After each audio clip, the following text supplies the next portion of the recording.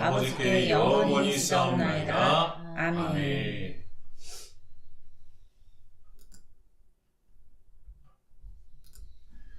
할렐루야. 아멘. 오늘도 하나님께서 우리에게 귀한 은혜 내려주실 줄 믿습니다. 지난 한 주 동안 하나님의 은혜 가운데 잘 지내셨습니까? 2021년이 얼마 남지 않았습니다. 제가 매주 이렇게 말씀을 전할 때마다 올해가 얼마 남지 않았습니다. 올해가 얼마 남지 않았습니다. 지속적으로 제가 말씀을 드리고 있는데요. 정말 하루하루가 너무나 빠르게 지나가고 있는 것 같습니다. 벌써 12월이 절반이 지나가고 있죠. 이제 12월이 되었습니다 라고 말씀을 드린 지 정말 며칠 전 같은데 벌써 12월도 절반이 지나가고 있어요. 돌아보면 2021년은 정말 우리가 많은 그런 부푼 꿈과 기대를 가지고 한 해를 시작했었는데 그게 언제라고 벌써 이렇게 12월 그리고 또 12월이 절반이나 지나가고 있다는 것이 때로는 믿겨지지 않는 것 같고 나이가 들면 들수록 시간이 빨리 간다는 게 이런 것이 아닌가라고 감히 한번 제가 말을 해봅니다. 12월도 절반이 지나가고 있는데요. 그럼에도 불구하고 빠르게 지나가는 이 시간 속에서도요. 하나님과 함께 하시는 은혜가 우리 히즈라이프 처치에 임하기를 예수님의 이름으로 축복합니다. 아멘. 하나님과 함께 한다라는 그 의미가 제가 이렇게 말씀드리면 어떻게 보면 굉장히 추상적으로 다가올 수 있잖아요. 추상적으로 다가오신다면 다시 한번 외람되지만 제가 이제까지 함께 설교를 나눴었던 그 예배를 설교를 한번 다시 한번 돌아보셨으면 좋겠어요. 그 안에 하나님과 함께하는 것이 어떤 것인지, 어떤 은혜가 있는지, 그리고 어떤 것을 의미하는지가 정확하게 담아 있습니다. 저도 이번에 설교를 준비하면서 제가 지난 또 하나님께서 주셨던 그 은혜를 다시 한번 돌아보는 시간을 가졌는데요. 제가 준비하고 또 하나님과 함께 준비하고 설교했었던 많은 그런 영상들이 있는데 굉장히 새로운 것들도 있더라고요. 그래서 설교라는 것은 한 번 듣고 흘릴 것이 아니라 내가 어떤 상황이 있었을 때 그 말씀들을 다시 되새기면서 다시 한번 살아보는 것도 참 좋겠다라는 생각을 가졌던 한 주였습니다. 그래서 지난주에 제가 여러분들과 함께 나눴었던 말씀은 뭐였냐면요. 하나님 나라에 대해서 은혜를 나눴었죠. 하나님 나라는 우리 교회에서 또 저희 교회에서 가장 많이 반복적으로 강조하는 말일 것입니다. 하나님 나라. 우리는 하나님 나라를 죽어서 가는 것 중으로 생각을 한다면, 죽어서 가는 천당 찜으로만 생각을 한다면 우리는 하나님의 말씀을 절반은 듣고 절반은 버린 거라고 제가 말씀을 드렸죠. 하나님 나라는 죽어서 가는 곳만이 아닙니다. 우리가 지금 살아가는 이 땅을 예수님께서 하나님 나라를 시작하셨고 그리고 그 하나님 나라를 예수님을 믿고 따르는 자들에게 맡기셨죠.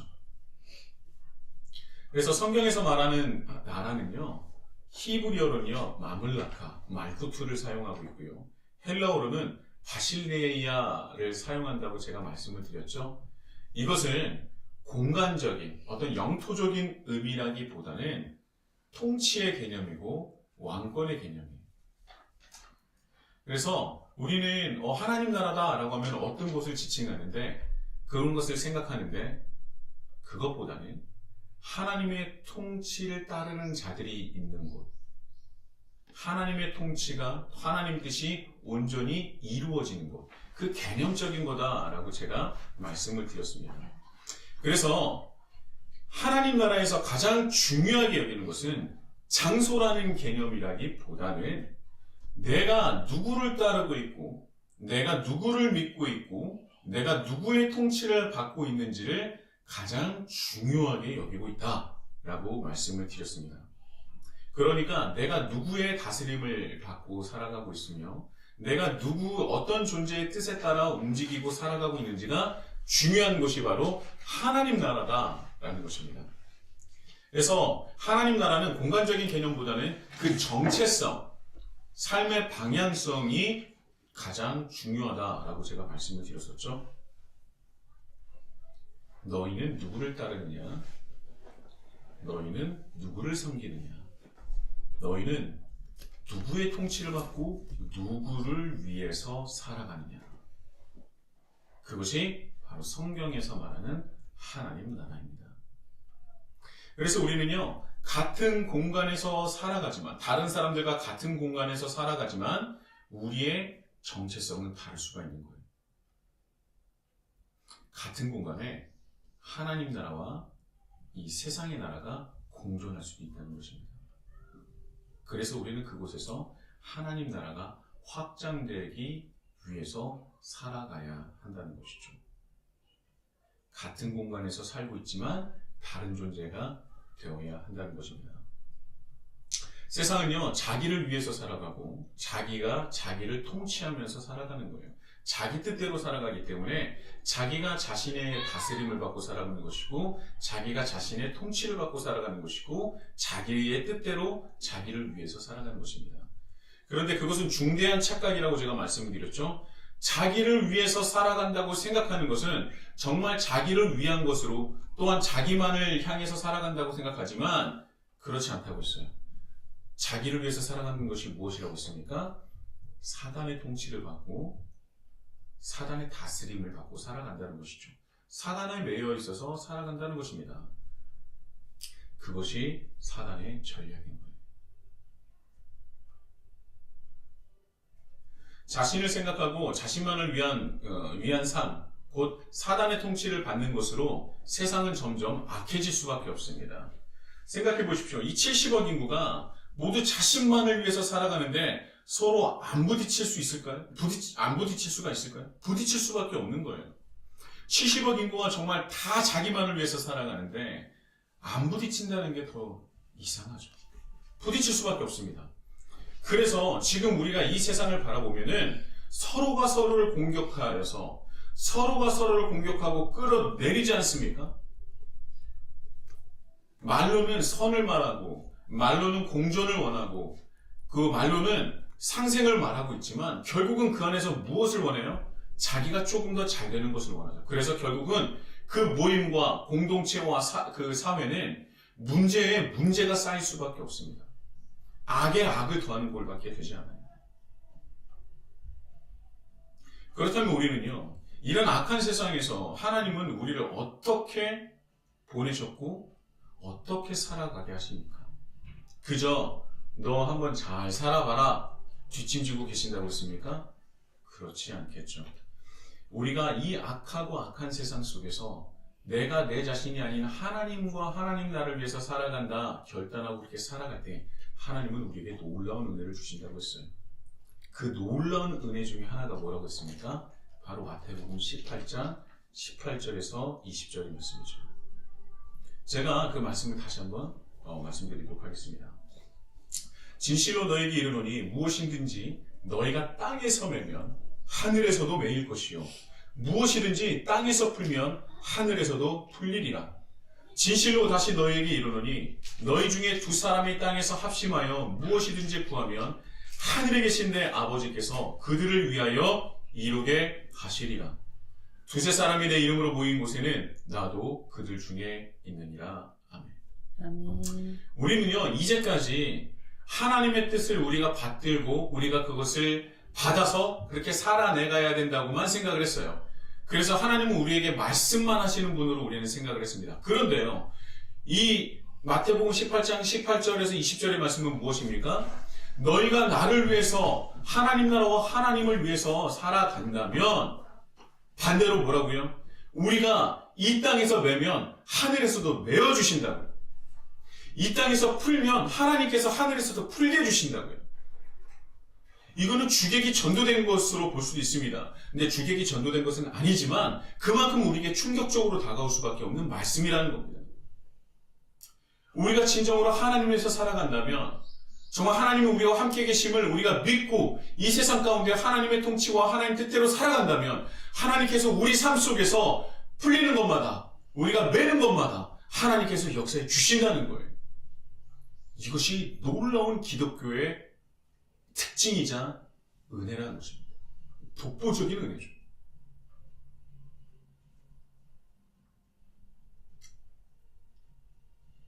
놀라운 일이에요. 감히 상상할 수도 없는 말씀이 바로 마태복음 18장의 말씀이라는 것입니다. 그래서 하나님은요, 우리에게 원하시는 것은요, 일방적인 관계가 아니라고 말씀드렸죠. 상호 보완적인 말씀입니다.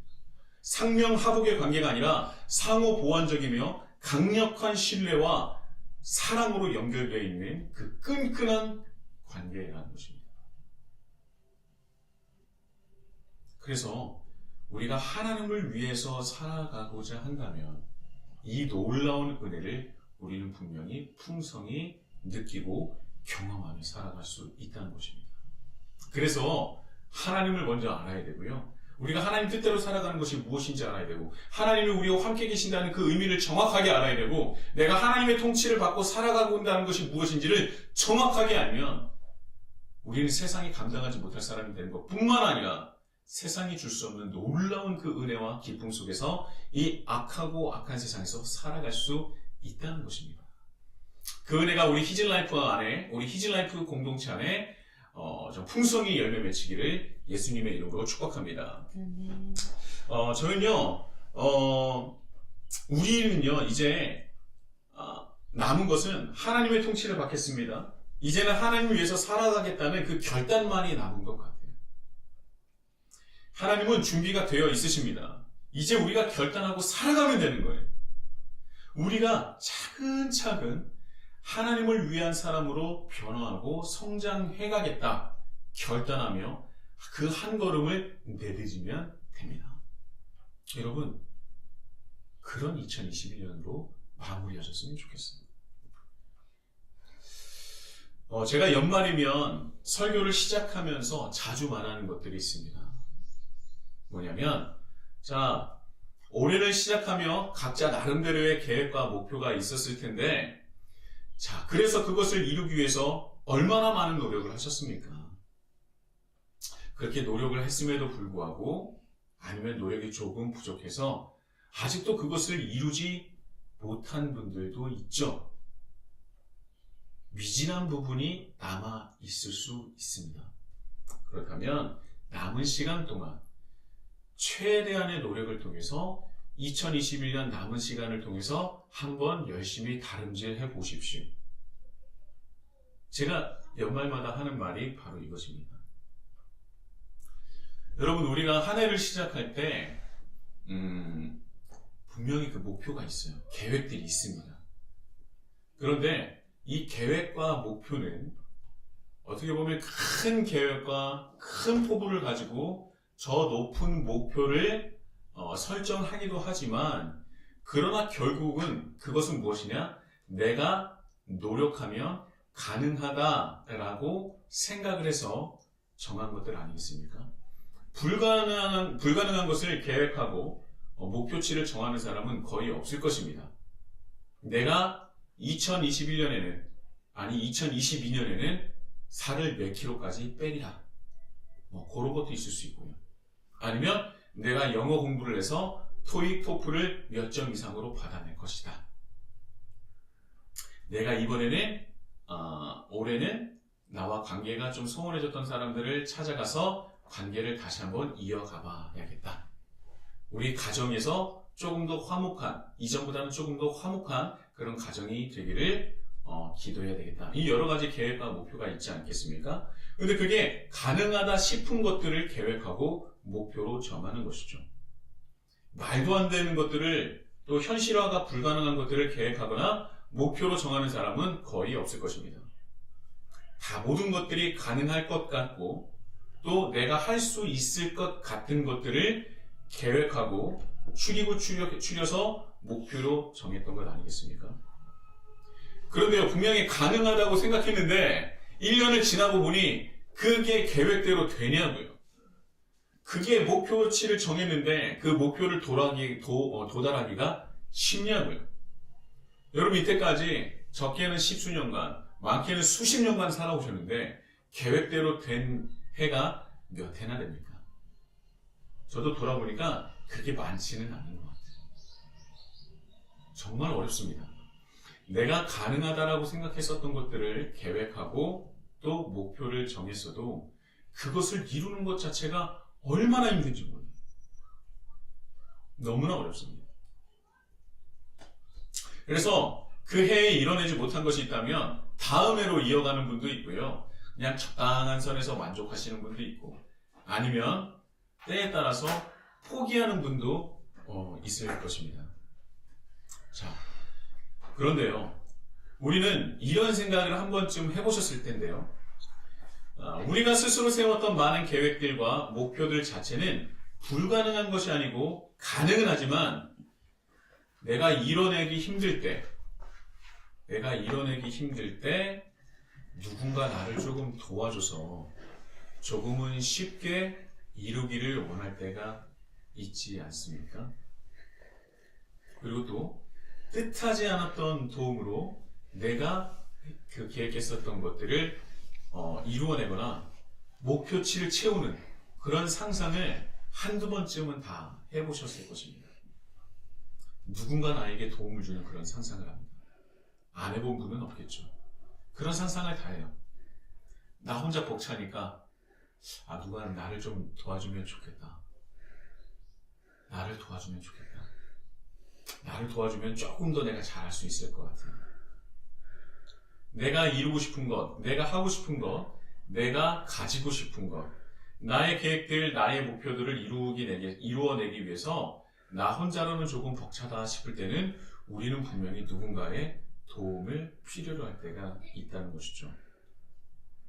자, 그렇다면 그때 우리는 그리스도인이니까 자신의 걱정과 어려움, 이런 것들을 교회에서 나누곤 합니다. 나 이런 거 하고 싶은데 지금 너무나 어려워요. 나 이런 목표가 있는데 너무나 어렵습니다. 내가 지금 이런 상황에 처했습니다. 라는 것을 교회에서 나누곤 하죠.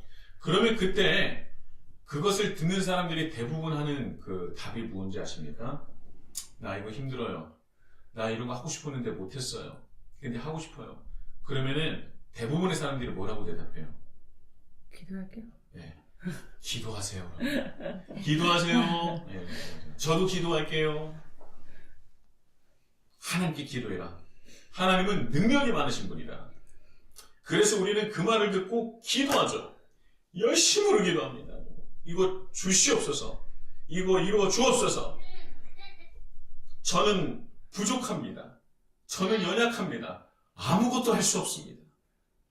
하면서 이제 기도를 합니다. 자, 여기서 말했었던 하나님은 능력이 많으시다 라고 하는 하나님의 능력은 도대체 어떤 능력입니까? 자, 모든 것을 이룰 수 있고 모든 것을 주실 수 있고 불가능한 것을 가능케 하시는 하나님의 능력이죠. 틀린 말은 아닙니다. 자, 오늘 본문의 말씀을 보면요, 이런 말씀이 있습니다. 나라와 뭐예요? 권세와 영광이 아버지께 영원히 있사옵나이다. 아멘.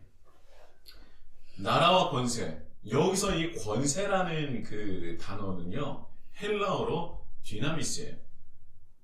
혹시 디나미스라는 그 헬라어를 아시는 분이 계십니까? 신앙생활을 좀 하신 분이라면 디나미스 이거 헬라어라서 우리는 원래 다 원어에 약합니다. 자, 이 권세는 헬라어로 디나미스인데 이 헬라어가 뭐냐면 하나님의 권능, 하나님의 능력, 하나님의 권세를 뜻해요. 하나님의 능력, 그것이 바로 이 디나미스입니다.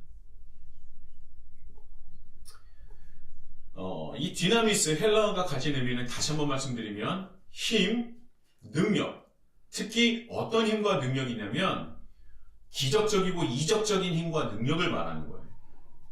그리고 조금 더 나아간다면 어떤 뜻을 가지고 있느냐?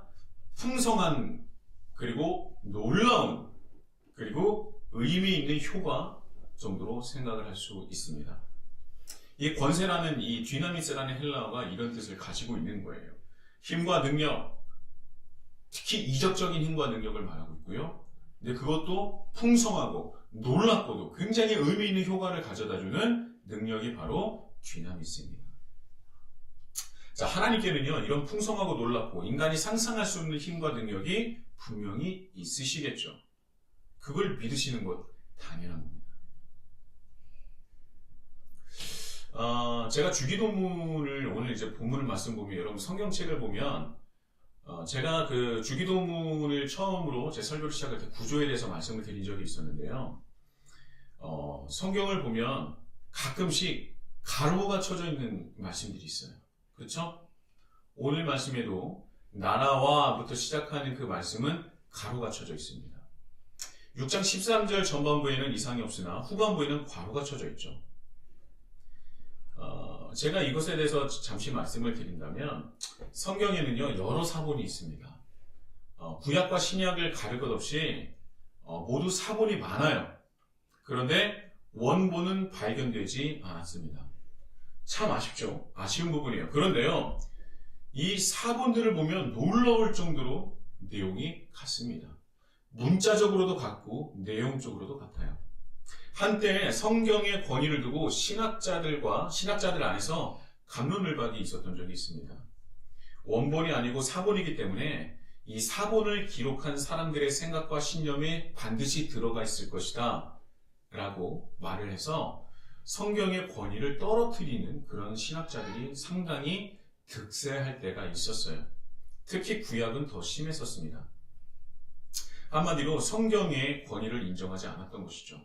그래서 한때 신학자들 사이에서 성경을 해부하면서 이 부분은 하나님의 말씀이다, 이 부분은 하나님의 말씀이 아니다 라는 것을 정말 분해하고 해부하는 것이 유행처럼 번지던 그런 시절도 있었어요. 그런데 시간이 지나면 지날수록 놀라운 사건들이 일어납니다. 뭐냐면요, 성경 사본이 발견되면 발견될수록 또 다른 사본이 발견되면 발견될수록 놀라울 정도로 문자적으로 내용적으로 같다는 것이 지속적으로 밝혀지게 된 거예요. 지금도 성경 사본은 지속적으로 발견되고 있습니다. 그 놀라움은 그래서 아직도 진행 중이죠. 그런데 그 사본들 중에서 다른 사본에는 없는데 또 이 사본에는 있는 그런 말씀들이 있어요. 그래서 그런 말씀을 성경에서는 어떻게 표시를 하느냐? 바로 오늘 말씀처럼 괄호를 치는 겁니다. 자, 이 사본에는 있습니다. 그런데 저 사본에는 없기 때문에 그것을 가로로 치는 거예요. 이것은 성경의 권위를 떨어뜨리는 것이 아니라 이것을 더 저는 이 하나님의 말씀을 더 풍성하게 한다고 생각해요. 왜냐하면 이것들 자체가 하나님의 말씀을 우리가 보면서 이 말씀 자체가 우리에게 의미하는 바가 절대 달라지지 않기 때문이죠. 자, 나라와 권세와 영광이 아버지께 영원히 있사옵나이다. 아멘. 이 부분은요 없는 사본이 있어요. 그래서 괄호가 쳐져 있는 건데요.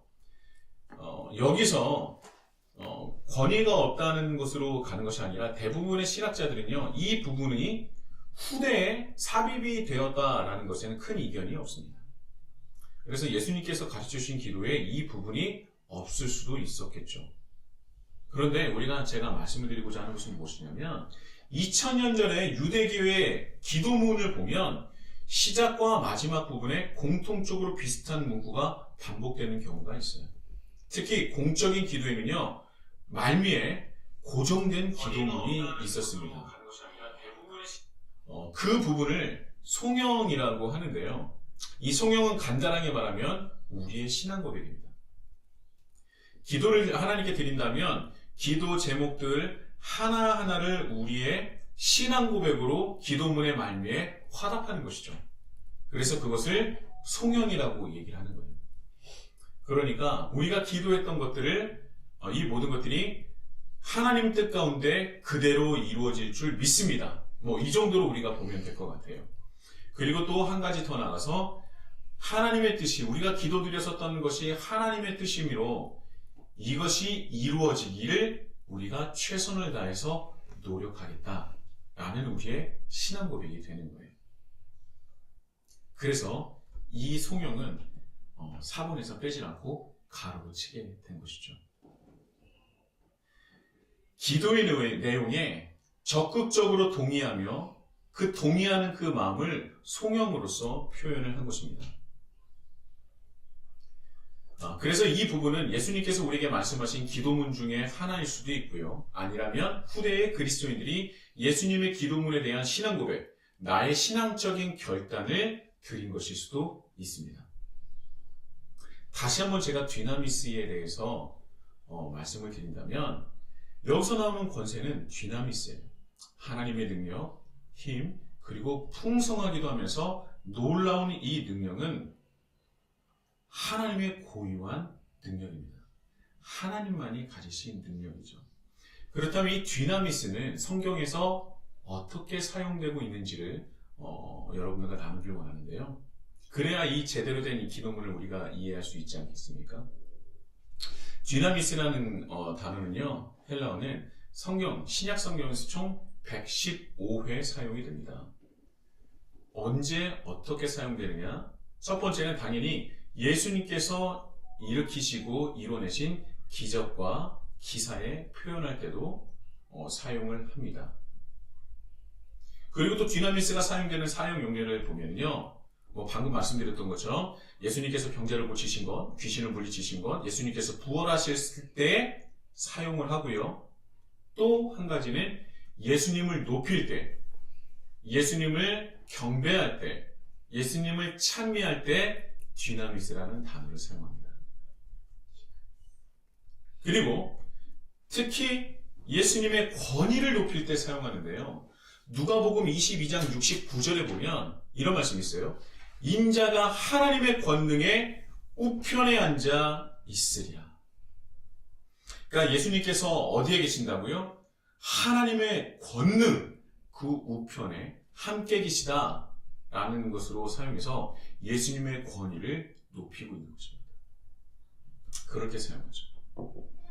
그리고 또 세 번째는 예수님을 따르는 자들을 향해서 뒤나미스라는 헬라어를 사용합니다.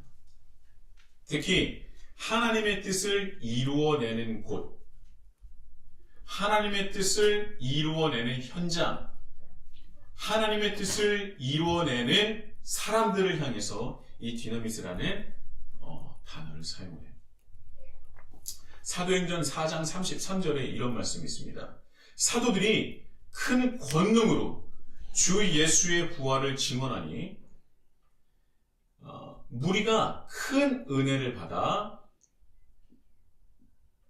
다시 한번 말씀드릴게요. 자, 사도행전 4장 33절입니다. 사도들이 무엇이 있다고요? 사도들이 큰 권능으로 주 예수의 부활을 증언하니 무리가 큰 은혜를 받아. 자, 이 큰 권능이 누구에게 있습니까? 사도들. 그런데 사도들이 무엇을 하고 있어요? 예수의 부활을 증거하니. 하나님의 큰 권능이 누구에게 임했습니까? 사도들에게, 제자들에게 임하게 됩니다. 자, 그렇다면 제가 간단하게 말씀을 드렸는데요. 이 바로 뒤나미스죠. 언제 나타납니까?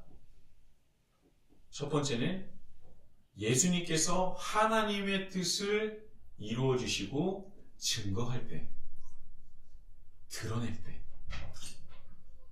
하나님의 뜻을 드러낼 때 예수님께서 첫 번째는 하나님의 권능이 이 뒤나미스가 사용이 되고요. 두 번째는 예수님을 높일 때, 세 번째는 예수님을 믿고 따르는 자들이 하나님의 뜻을 따라 살아갈 때 하나님의 권능은 이 세상에 드러내게 되는 것입니다.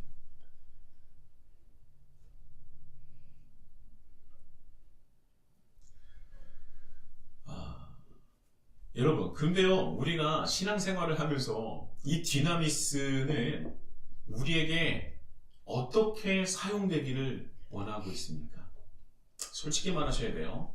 자, 우리는 하나님의 능력이 우리에게 어떻게 임하기를 원합니까? 예수님을 높일 때 하나님 뜻이 우리를 통해서 이 땅 가운데 그 뜻이 드러날 때 그때를 우리가 뒤나미스를 구합니까? 아니면 하나님이 일하신 바는 크게 상관없는 지극히 개인적이고 나를 위한 그 뒤나미스를 구하고 있습니까? 성경에서는 이 디나미스, 하나님의 능력은 자기중심적이고 개인적인 그런 곳에 사용되고 있지 않아요. 오직 하나님의 뜻을 드러낼 때, 그리고 하나님을 높일 때, 그때 디나미스라는 하나님의 능력이라는, 풍성한 능력이라는 단어를 사용한다는 것입니다. 자, 우리는요, 생각해 봐야 돼요. 우리가 하나님의 능력을 어떨 때에 구했었는지.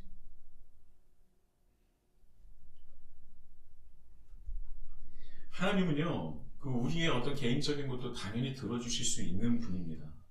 그런데 하나님의 능력은 그것을 이루려고 우리에게 주시는 것이 아니라는 것을 우리는 이 시간 다시 한번 깨달아야 한다는 것이죠. 제가 오늘 내 계획과 이 목표에 대해서 제가 말씀을 드렸었죠. 자, 우리 한번 생각해봐요. 정말 오랫동안 우리는 나의 계획과 목표를 하나님을 향해서 얼마나 많이 기도했습니까? 얼마나 많은 시간을 투자했어요, 여러분. 그런데 제가 서두에도 말씀드렸지만 우리가 한 해를 시작할 때 계획했었고 목표치를 정했었던 것 이루었던 적이 몇 번이나 있습니까? 거의 없죠. 그럼 하나님의 능력이 우리에게 임하지 않은 것입니까? 하나님은 우리의 기도를 외면하신 것입니까? 정말 간절히 기도했는데 그것이 만약에 이루어지지 않았다면 우리는 하나님을 원망할 게 아니라 왜 안 들어주시지? 라고 할 것이 아니라 우리의 기도 제목들을 돌아봐야 한다는 거예요. 우리의 계획과 우리의 목표를 다시 한번 돌아봐야 한다는 것입니다. 돌아봐야 하는 것 중에 하나가 뭐냐? 정말 이것이 나에게 필요한 것인가? 이것이 내가 하나님을 위해서 살아가는 나에게 필수적인 것인가? 내가 그것을 원하고 기도했었던 이유는 필요해서인가? 아니면 욕심인가? 하나님은요, 우리의 필요를 채워주시는 분이지 욕심을 채워주시는 분은 아니에요. 내가 필요하다고 생각하는 것들은 어쩌면 대부분 우리의 욕심을 채우는 것일 수도 있습니다. 그래서 하나님은 들어주실 수 없었을지도 몰라요. 때로는 내가 기도하는 것을 당연히 하나님은 들어주셔야 하는 분으로 생각하실 때도 있습니다.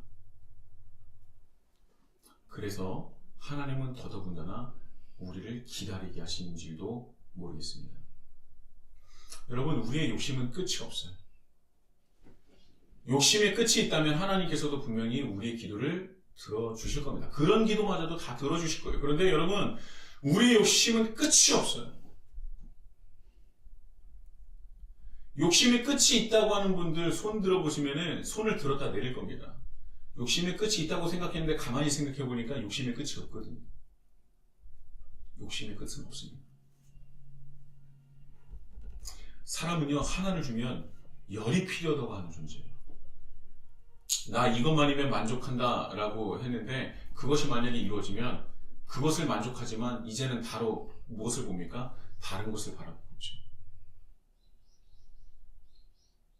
그래서 하나님은요, 우리의 욕심을 채워주시는 분이 아니라 우리의 필요를 채워주시는 분이다 라는 것을 우리는 다시 한번 명심해야 할 것 같습니다.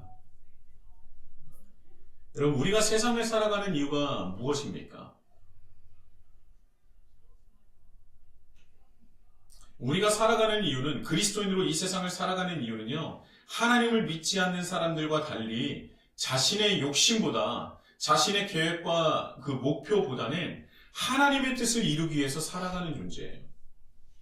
우리가 하나님 나라와 하나님을 위해서 살아갈 때 놀라운 일을 경험하게 됩니다. 그 놀라운 일이 무엇이냐? 하나님의 권능이 우리에게 임해요.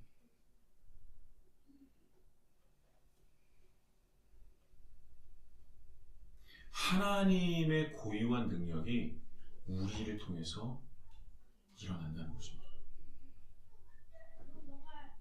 그러나 우리의 욕심에 매여 있을 때 하나님의 능력은, 하나님의 놀라우신 그 디나미스, 어마어마한 능력은 우리를 통해서 세상에 드러날 수가 없는 것이죠.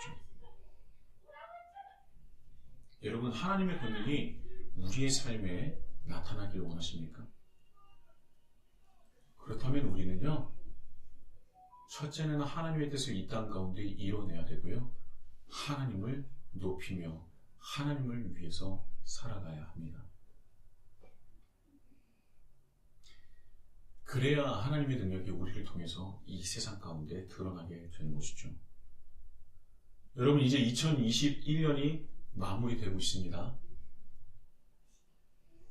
2021년을 시작하면서 내가 내 안에서 또 내 나름대로 계획했었던 것들, 그리고 목표로 우리가 다름질했던 것들, 이루신 것도 있고 이루지 못한 것도 있고 포기한 것도 있을 거예요.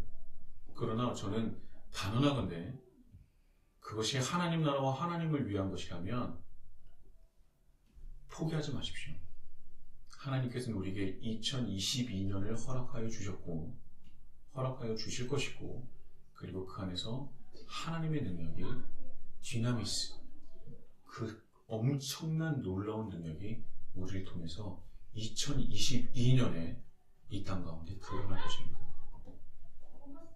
이제 우리가 2022년 목표와 계획을 할 때 나의 계획을 세우기보다는 하나님의 계획을 깨달아서 하나님과 함께하는 계획, 하나님과 함께하는 목표를 정해봤으면 좋겠어요. 그래서 2022년에는 그 어떤 해보다도 디나미스, 하나님의 놀라우신 능력과 은혜가 넘쳐나는, 열매를 맺는, 또 시작이 되는 그런 한 해가 되었으면 좋겠습니다. 적어보세요. 하나님의 뜻이 나를 통해서 이 땅 가운데 어떤 면으로 드러날 것인가? 한번 적어보세요. 그것을 한번 바라보세요. 하나님을 위해서 살아가는 것이 무엇인가 한번 생각해보세요. 그러면 분명히 하나님께서 우리에게 말씀하실 것이고 우리는 그것을 위해서 살아갈 수 있을 것입니다. 그때 디나미스의 영광과 능력이 우리를 통하여서 이 어두운 세상에 빛으로, 소금으로 일어나고 또 전달될 줄 믿습니다. 하나님의 권능에 함께 하시는 우리 히즈라이프 처치가 되기를 예수님의 이름으로 축복합니다. 네. 우리 찬양하실 텐데요. 계속 제가 찬양을 하고 있죠.